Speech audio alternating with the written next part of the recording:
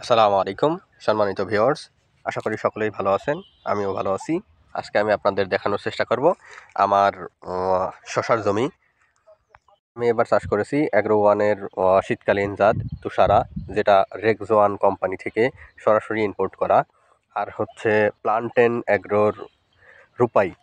গাছের গ্রোথ মাশাআল্লাহ অনেক সুন্দর। আমি এখানে 12 শতাংশ জমিতে শশা চাষ করেছি। আপনাদের একটা কথা বলে রাখি, এটা হচ্ছে আমার গত বছরের মালচিং। মালচিংটা অনেকটা সুন্দর আছে, যার কারণে আমি মালচিংটা তুলে রেখেছিলাম। এবার আমি সেই মালচিংয়েই আবার পুনরায় শশা চাষ করেছি।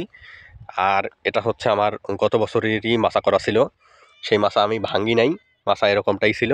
এখানে আমি 4 ফিটের মালচিং পেপার ব্যবহার করেছি, 3.5 ফিট বেড করেছি, মাঝখানে 1.5 ফিট ড্রেন দিয়েছি। গত বছর শশা চাষে আমি অ্যাগ্রো ওয়ানের শিডিউল স্প্রে ব্যবহার করেছিলাম। শিডিউল স্প্রে ব্যবহার করার ফলে আমি অনেকটাই সুবিধা পেয়েছি, কারণ আমি নতুন চাষি।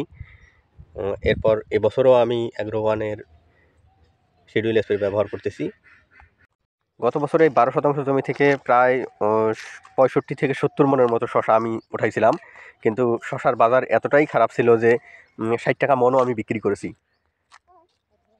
এবার শীতকালীন শশাটা আমি করলাম। রমজান টার্গেটে শশা গত বছর করে একবার ধরা খাইছি, যার কারণে এবছর আমি রমজান টার্গেটে শশা না করে আমি শীতকালীন শশাটা করলাম।